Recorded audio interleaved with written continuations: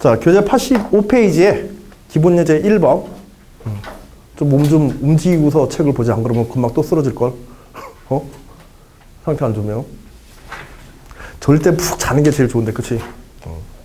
다음부터 수업 볼 때 좀 졸릴 것 같은 사람은 간이 침대 하나씩 들고 오세요. 알겠죠? 저쪽에 누워가지고 딱 누워가지고 봐도 돼. 진짜로. 간이 침대 한 돈 10,000원 주면 사거든? 15,000원? 그게 그냥 그물처럼 이렇게 돼 있는 거 있잖아. 그냥 알루미늄 샤시 해가지고. 돈 10,000원, 20,000원이면 사거든? 그냥 들고 다닐 수 있어. 그러다가 뭐 아무 때나 길거리 그냥 가다가 자고 싶으면 그냥 햇빛 받으면서 자도 돼. 깔고. 그 옆에 가다가 누가 돈도 던져주고 그러는데, 그럼. 용돈도 생겨. 내가 다른 침대를 사면 나 혼자만 쓰는 돈이지. 그 이제 최대 효과를 얻기 위해서는 한 3일 정도 세수를 안 해야지. 그리고 선생님한테 혼자는 이 새끼 제 선생인데 뭐 하는 거냐. 자, 거기 기본 예제 1번 계속해서 봅시다. 우리가 수열에 대한 얘기를 하다가 수열의 그 수식의 그 점화식이지? 관계식에 대한 얘기를 하다가 우리가 뭐 갑자기 평균으로 빠져가지고 한 2시간 동안 헤매다 왔는데, 문제의 조건이 수열 AN, BN의 곱이 2라고 하는 거. 그 다음에, AN 플러스 1에 대한 조건이 AN과 BN의 산술 평균이다. 이것들이 어떤 평균과 관련되어진, 평균의 어떤 성질과 관련되어진 요소들을 가지고 있다. 요거 때문에.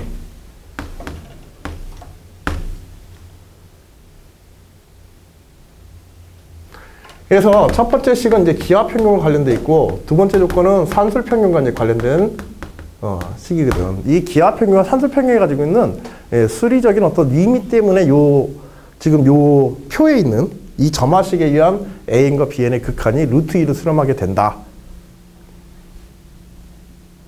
이렇게 이제 얘기를 할 수 있다는 얘기를 하려고 한 거야. 알겠지? 그러니까 이 식의 구조, 이건 좀 특별한 문제야. 그러니까 큰 틀에서는 어떤 종류의 문제냐면, 무리수에 대한 근사값을 구하는 수학적 방법이 여러 가지가 있어. 예를 들어서 여러분들이 무리수, 특히 이제 제곱근에 해당하는 무리수에 대해서, 그것을 소수화시키는 무한소수로서 계산하는 수학적 계산법에 대해서 공부한 적이 있지? 수학에서. 그치? 그러한 계산법부터 해서, 확률적 접근 방법도 있고, 예를 들어서, 통계적 확률을 이용해가지고요.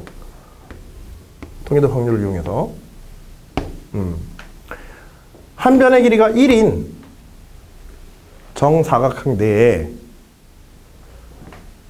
반지름이 0.5인 원주를 만들었다. 2로 할까요? 2인. 그리고 반지름이 1인 원을 갖다가 접하도록 그렸다. 내접하도록. 그리고 여기다 뭐 해보면 돼?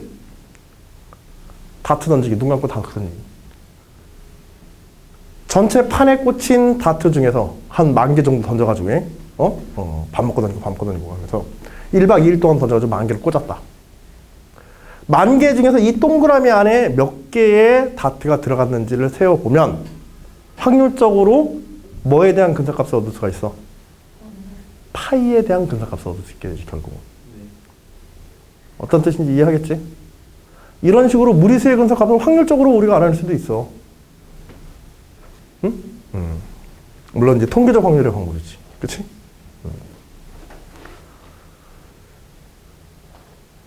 여러 가지 이제 무리수라든지 무한소수에 대한 이제 근사값들을 얻어내는 이제 다양한 방법들인데, 그 중에 이제 수열적 접근법을 하나 지금 소개하고 있는 거야. 알겠죠?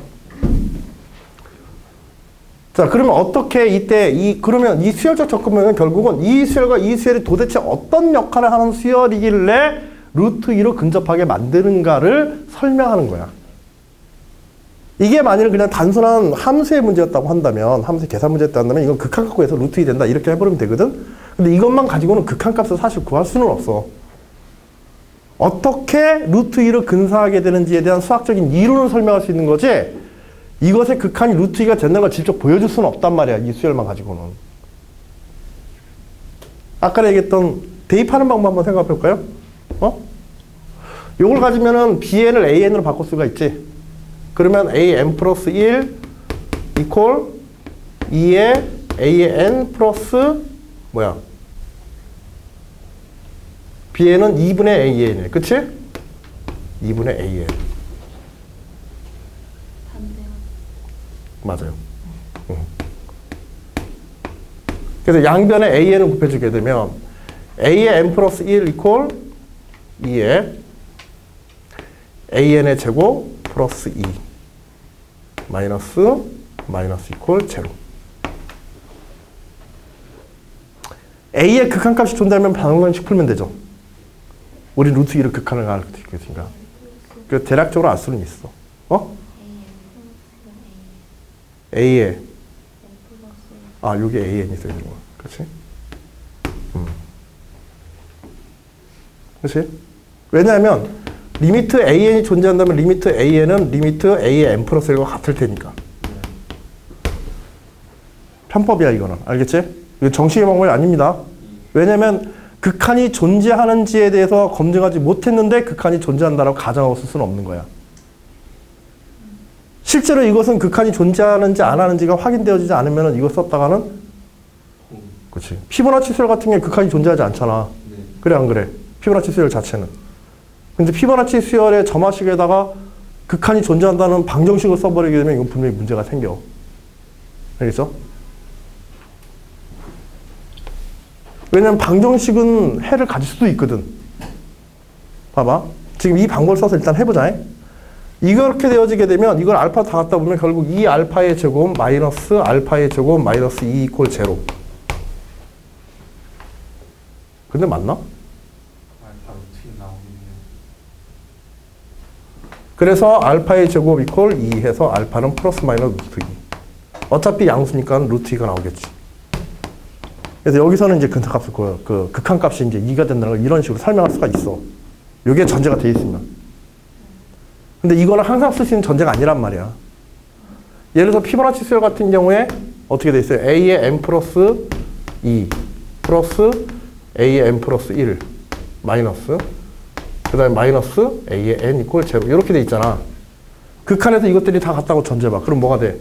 x 마이너스 x 마이너스 x 이퀄 제로 x 이퀄 0 이렇게 나와버리거든. 극한값이. 즉 피보나치 수열의 극한값은 0이다. 이렇게 나와버려. 어차피 피보나치 수열은 발산하잖아. 그치? 근데 극한값은 0이라고 이렇게 나와버리거든.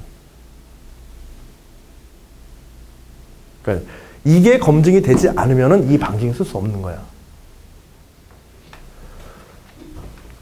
그래서 이렇게 수렴한다는 것은 설명하는 게 이 문제의 목적인 거야, 사실은. 그래서 이거를 이제 적용하면 안 되고, 여기서는. 이렇게 대입하는 방식으로 해서 극한이라든지 일반항을 구해서 수렴 방식을 지금 설정해서는 안 되고요. 자, 각각의 역할, 점화식의 역할이 무엇인지를 생각해 보는 거야. 자, 기하평균의 활용과 이제 특징 중에 하나인데요. 어차피 두 수의 곱이 일정한, 그치? 기하평균을 중심으로 해서 일정 값을 가져야 되거든. 그럼 특징이 뭐냐면, 이렇게 되어지는 경우는 딱 두 가지야. AN과 BN이 같지 않은 한에는, AN과 BN이 같지 않은 한에는, AN과 BN 사이에 항상 그 평값이 놓여있게 돼 있어. AN과 BN은 항상 뭐보다? 2를 사이에 두도록 돼 있단 말이야. 루트 2를.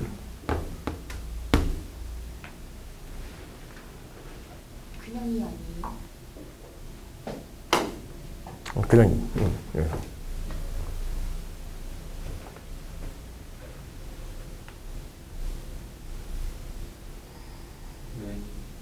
그냥 2?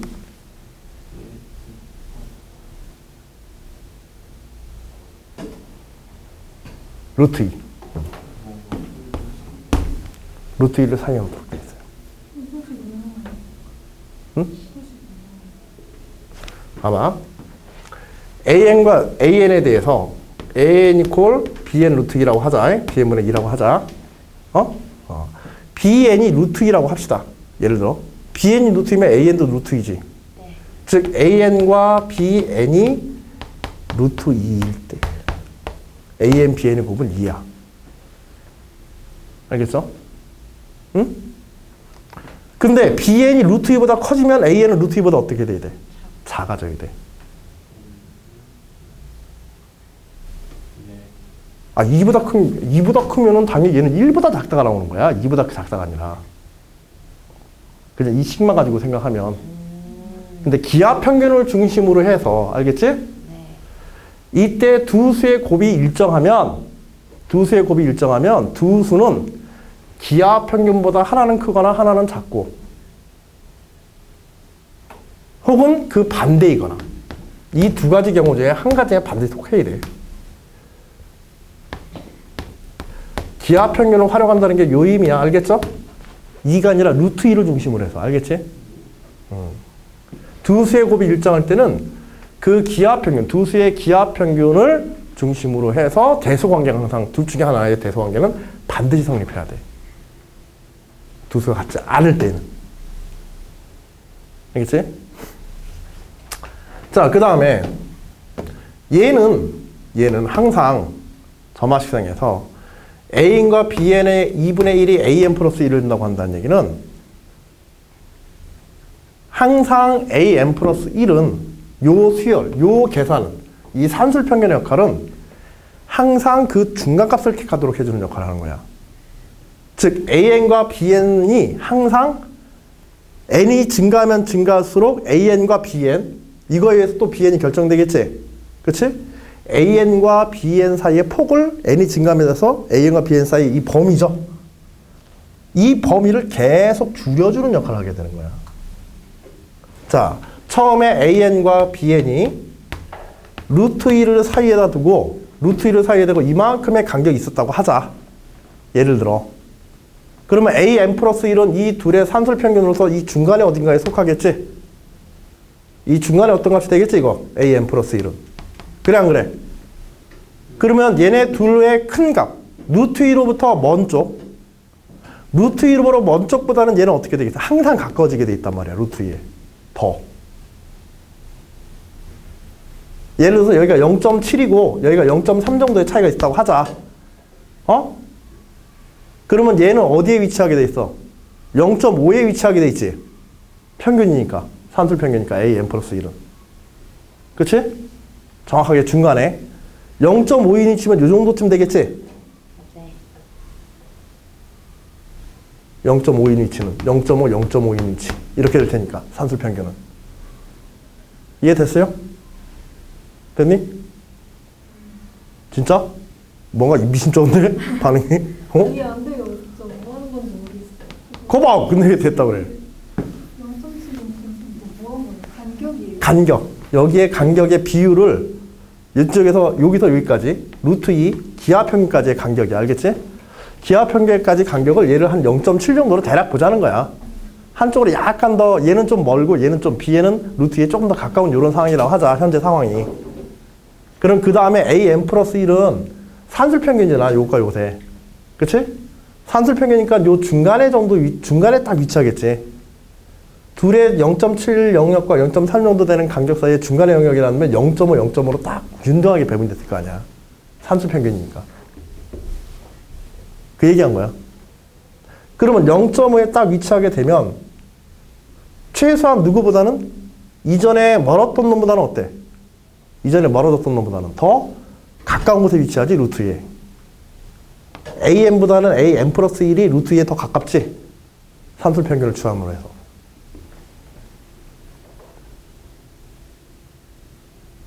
그래서 산술평균을 취해서 산술평균은 이후 다음 단계 n 플러스 1단계에서의 값을 누구에 더 가깝도록 만들어주는 역할을 한다? n보다 n 플러스 1의 폭이 루트 2를 중심에서 벌어진 이 폭 있잖아. 이 폭이 더 줄어드는 역할을 해주게 되는 거야. 더 가까이 붙여가지고 평균 취해가지고. 왜냐하면 얘가 이렇게 가까워지면 B에는 어떻게 돼? B에는 어차피 또 이거하고 곱해서 루트 2가 2가 돼야 되니까. 그치? 루트 2를 사이에 두고 또 부등 2부등식이나 2부등식이 돼야 되지. 그치? 예를 들어 지금처럼 AN이 이 왼쪽에 있다면 루트 2를 중심으로 왼쪽에 있다면 A, B에는 어디에 있어야 돼? 이것보다 오른쪽에 있어야 돼. Bn 플러스 1은. 그리고 이것과의 폭이 가까워진 만큼 어떻게 돼야 돼? 이쪽과의 폭도 줄어들어야 돼.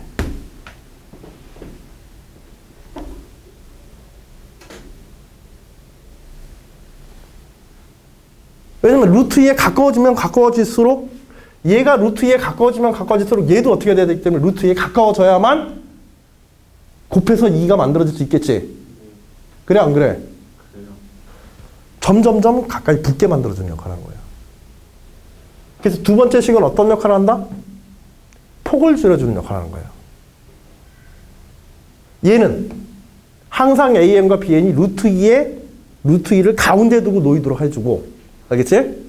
AN, BN이 항상 루트 2를 사이에 두고 있도록 만들어주는 식이고, 얘는 n이 커지면 커질수록 점점점 어떻게 한다? 루트 2의 이 폭이 AN과 BN 사이의 폭이 점점점 줄어들도록 만들어주는 거야. 이제 이해됐어? 그러면 두 가지 식의 결합에 의해서 결국 어떻게 되겠어? 항상 루트 2를 사이에 두고 점점점 n이 커질수록 점점점 폭이 좁아진다. 이것만 가지고도 뭘 얘기할 수 있어? 결국 AN과 BN은 그렇죠. 루트 2로 수렴한다는 얘기를 쓸 수 있는 거예요. 알겠어? 네. 자, 수렴성에 대한 증명을 갖다가 할 수 있는 거야. 이거 가지고. 봐봐. 어떤 수열이 알파라는 값으로 수렴함을 보이고자 한다.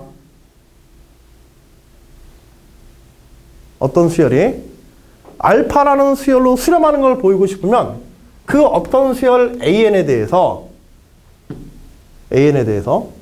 그것의 상대적인 수열 BN과의 곱이 그 알파가 되어지는 알파의 제곱이 되어지는, 알겠지?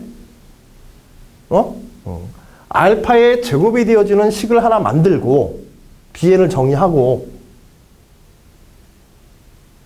AN의 극한이 알파가 되어짐을 증명하고 싶으면은요, AN, BN 이퀄 알파의 제곱이 되는 걸 보여주고 A의 n 플러스 1을 AN과 BN의 무슨 평균으로? 산술 평균으로 잡아주게 되면 이 수열 AN은 뭘로 무조건 수렴하게 된다? 알파로 수렴하게 되는 겁니다. 그래, 안 그래? 그래요.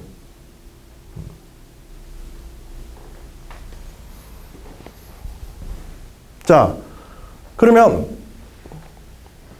일종의 점화식이지. AN, BN에 관한 점화식을 가지고서 루트 7로 수렴하는 점화식을 만들고 싶어. 어떻게 해서 만들면 돼? AN, BN 7. 그쵸. AN, BN의 곱이 얼마? 7.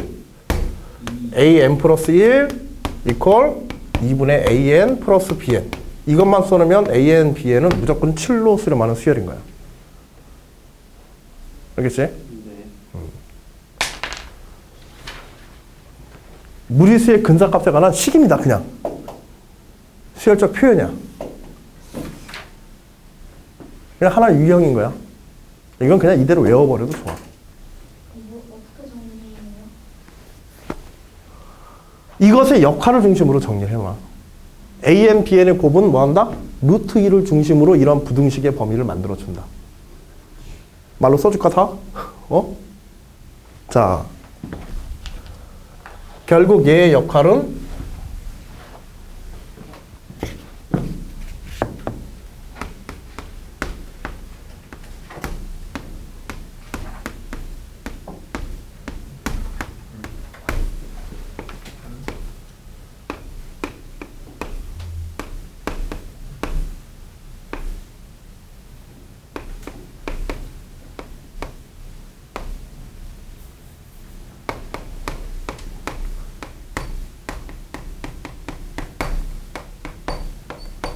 요게 이 수열의 역할이고 이 계산의 이 관계식의 역할이고 두 번째 관계식은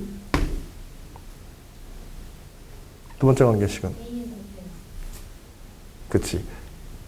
그러니까 AN 마이너스 BN의 크기 그 다음에 AN 플러스 1 마이너스 BN 마이너스 1의 크기가 항상 줄어들도록 그 차가 이 얘기는 둘 사이의 간격이 줄어든다는 얘기지. 이 표현은 그치? 두 수의 차이 절대값이 줄어드는 얘기는 두 수의 폭이 점점점 줄어들고 있다는 얘기야. 이렇게 폭을 줄여주는 역할을 한다.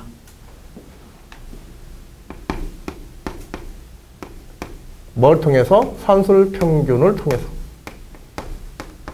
산술평균과 기하평균의 역할이자 이 식이 가지고 있는 수학적 특징에 관한 이야기를 하고 싶은 게 이 문제야. 사실은 어떤 하나의 예시, 즉 근사값을 구하는 어떤 식의 예시고 또 산술 기하평균의 활용에 관한 예시, 또 수열의 수렴성에 관한 내용을 포함하는 그런 예시의 가벼운 문제로 시작했는데 너무 길어졌지.